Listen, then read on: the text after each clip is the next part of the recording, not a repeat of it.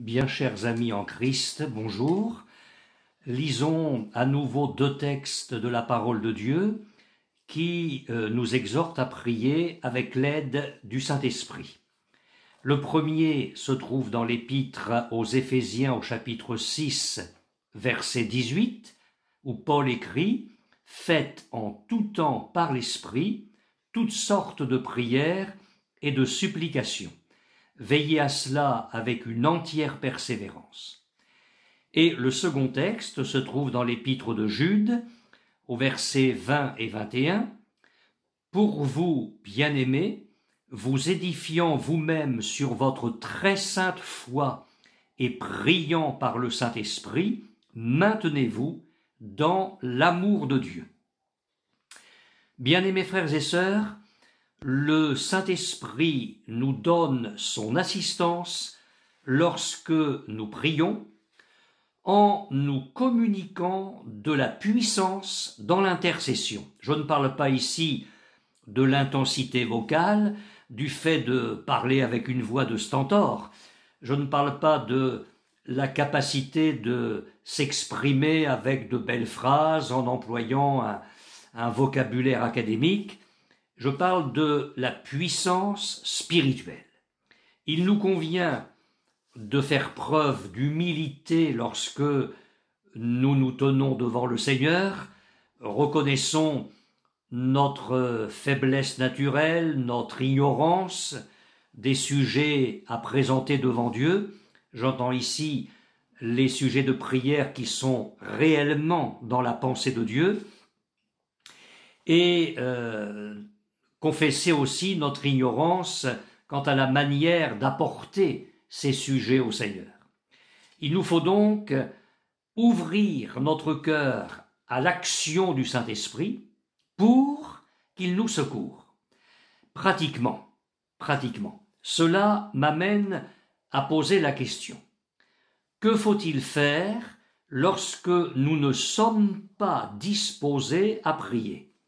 Faut-il cesser de prier jusqu'à ce que nous nous sentions disposés à le faire? Surtout pas. Si nous sommes le jouet de nos dispositions intérieures, notre adversaire, le diable, s'arrangera alors pour que nous n'ayons jamais envie de prier. Et nous le laisserons éteindre notre communion avec Dieu. C'est justement lorsque nous n'avons pas envie de prier que nous avons le plus besoin de le faire.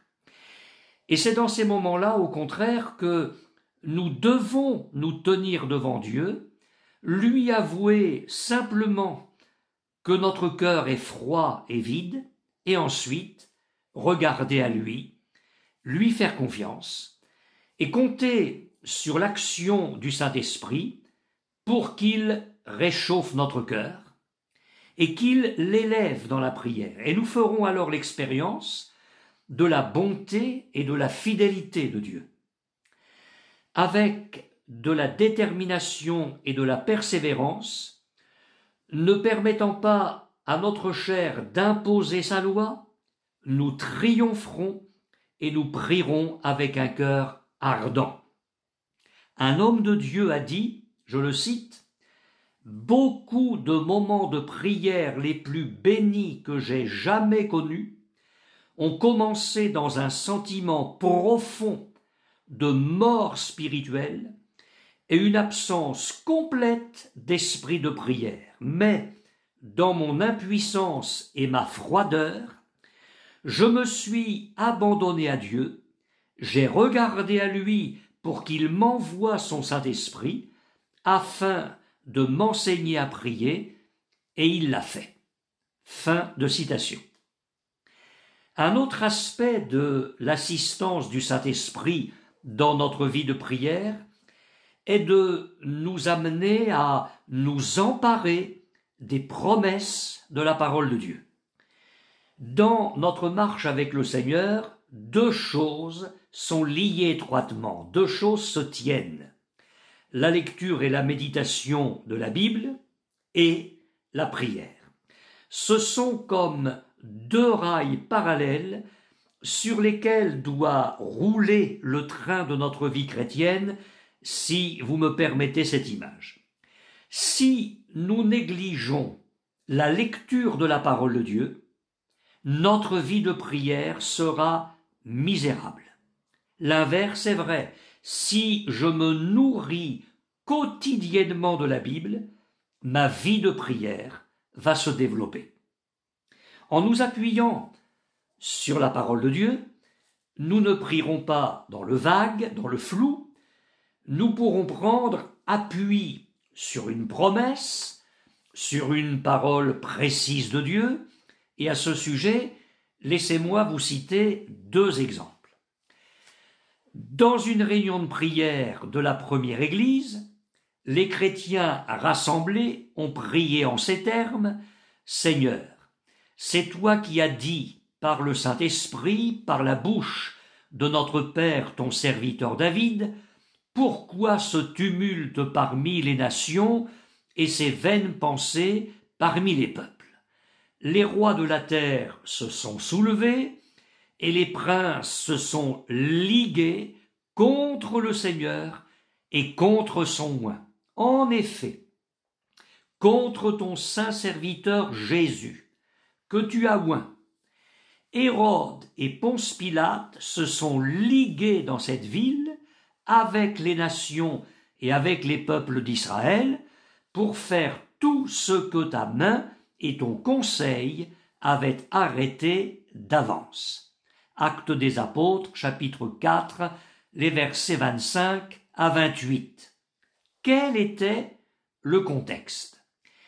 Les autorités religieuses de Jérusalem venaient d'interdire aux apôtres de parler désormais à qui que ce soit et d'enseigner au nom de Jésus. Cette défense a été accompagnée de menaces, et les apôtres ont exposé cette situation aux croyants, et ils ont prié. Et leur connaissance des Écritures leur a permis de réaliser que ce qu'ils vivaient là était la situation décrite au psaume 2, versets 1 et 2. Un texte qu'ils n'ont pas manqué de rappeler au Seigneur dans leur prière. Le Saint-Esprit leur a donné une ferme assurance dans la prière, une solide confiance dans le secours de Dieu. Ils ne se sont pas laissés impressionner ou décourager.